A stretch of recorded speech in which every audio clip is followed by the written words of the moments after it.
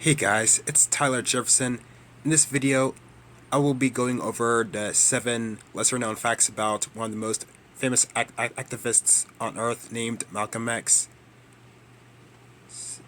So, fact 1.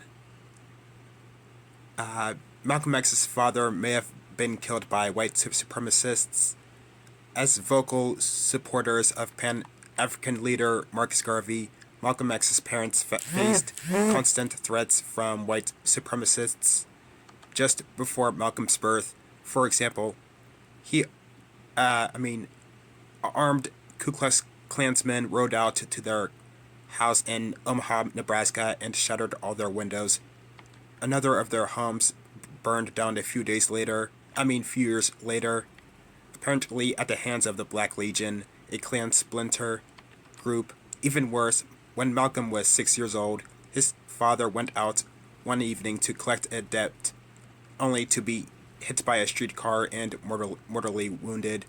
Though the authorities ruled his death an accident, African Americans in town believed the Black Legion had beat him and placed him on the tracks to be run over. To this day, no one knows for sure. Malcolm also lost other relatives to violence, including his uncle, who Malcolm said was lynched by whites, meaning white people.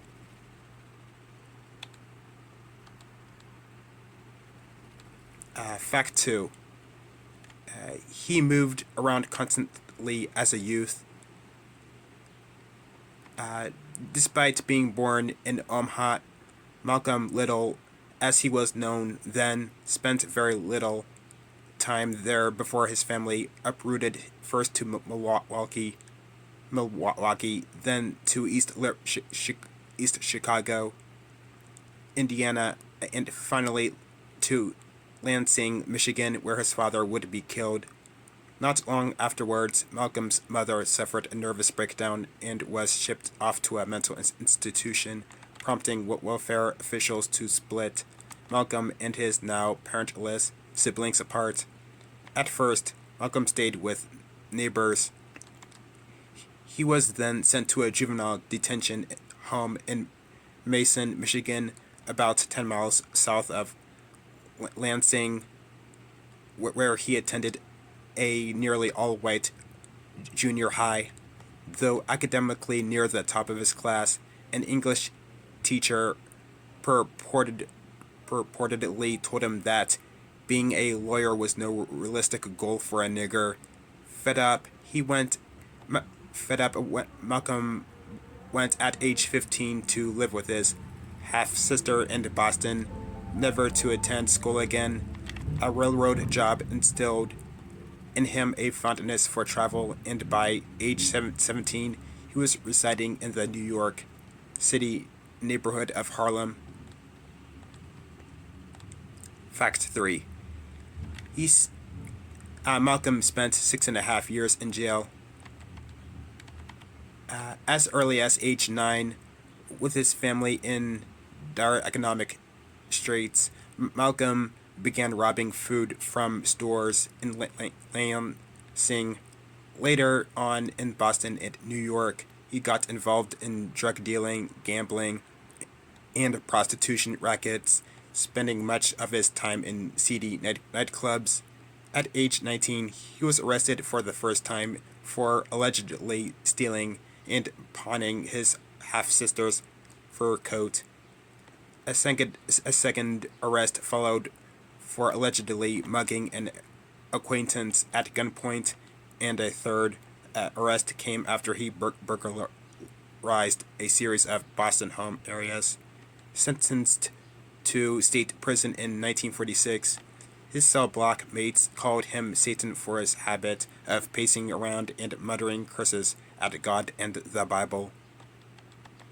Soon after, however, he settled down and began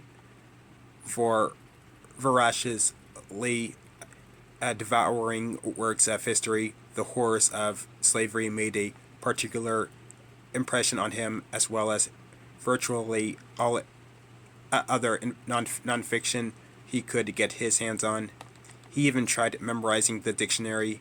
In every free moment I had, if I was not reading in the library, I was reading on my bunk, Malcolm wrote in his autobiography. You couldn't have gotten me out of books with a wedge, which is what Malcolm said.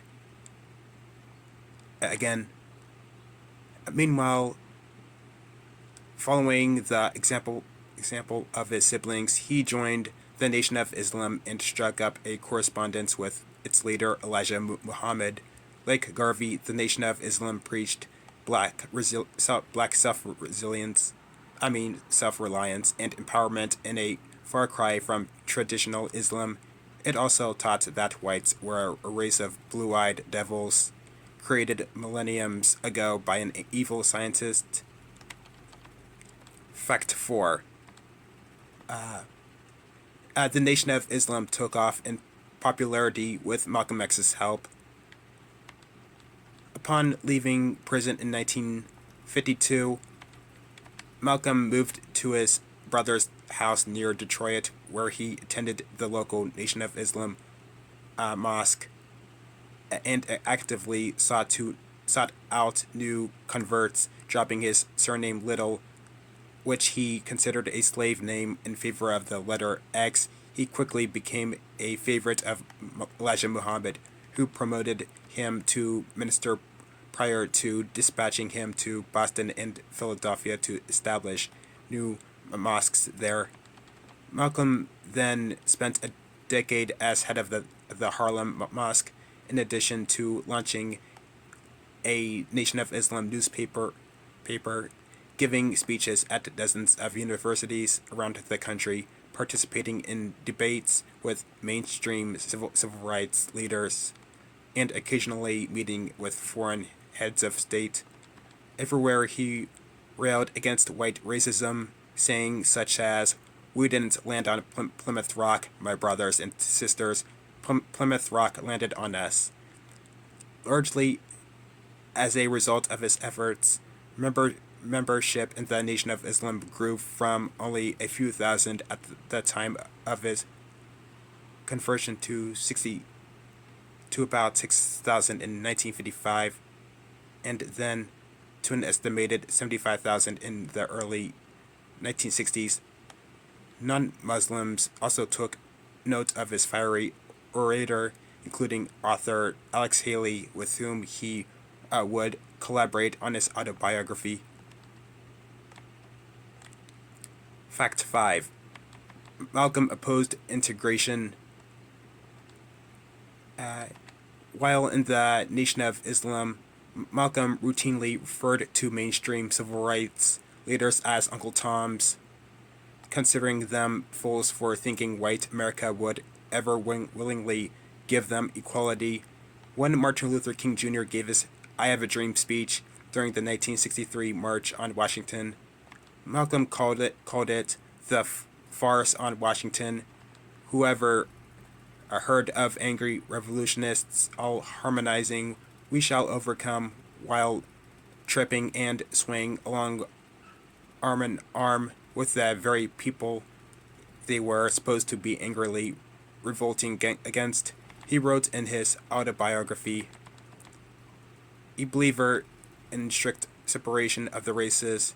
He once even entered into secret negotiations with the KKK, yet after making a religious pilgrimage to Mecca in April 1964, he began, in his own words, to praise the white man. From that point forward, Malcolm moved away from black separatism and wholesale denunciations of whites, and instead embraced a more humanistic approach to fighting oppression. Fact 7. Malcolm bitterly broke with Elijah Muhammad. Though he once revered Muhammad, Malcolm began having second thoughts after discovering that his mentor had fathered several illegitimate children in direct violation of the Nation of Islam's teachings. Their relationship then further soured in late 1963 when Muhammad suspended him for asserting that President John F. Kennedy's assassination was a case of the chickens coming home to roost. At loose ends, Malcolm announced his split from the Nation of Islam early the next year. He, converted to traditional Islam and took on the name Al-Hajj Malik al-Shabazz. In speeches, he now criticized Muhammad for his infidelities and for religious fakery, prompting the Nation of Islam to take retaliatory measures. On February 14, 1965, someone threw Molotov cocktails at his New York City home, forcing him, his pregnant wife, and his 4 daughters to take refuge in the backyard. Exactly a week later, Nation of Islam members shot Malcolm to death at the Audubon Ballroom. Fact 7. The FBI followed his every move. The FBI followed Malcolm X's every move. As a prisoner in 1950, Malcolm wrote a letter to President Harry Truman in which he declared himself a communist opposed to the Korean War. This brought him to the attention of the FBI, which began surveillance that would last until his death. In one document that has since come to light, FBI Director J. Edgar Hoover told the agency's New York office to do something about Malcolm X. Another time, the agency explored whether he had violated the little-known Logan Act, which bans citizens from unauthorized negotiation with foreign governments. It had a hard time discrediting him, however, because of the law-abiding way in which he lived his post-prison life. In 1958, an FBI informant called him a man of high moral character who neither smokes nor drinks. Apparently, he was seldom even late for an appointment. Some scholars speculate that the FBI, with so many informants inside the Nation of Islam, knew about the plot to assassinate Malcolm and intentionally turned a blind eye to it. Alright. And this is all the 7 facts about Malcolm X. I'll send you the link to this website if you want to read the 7 facts for yourself. And I'll see you guys in the next video. Peace.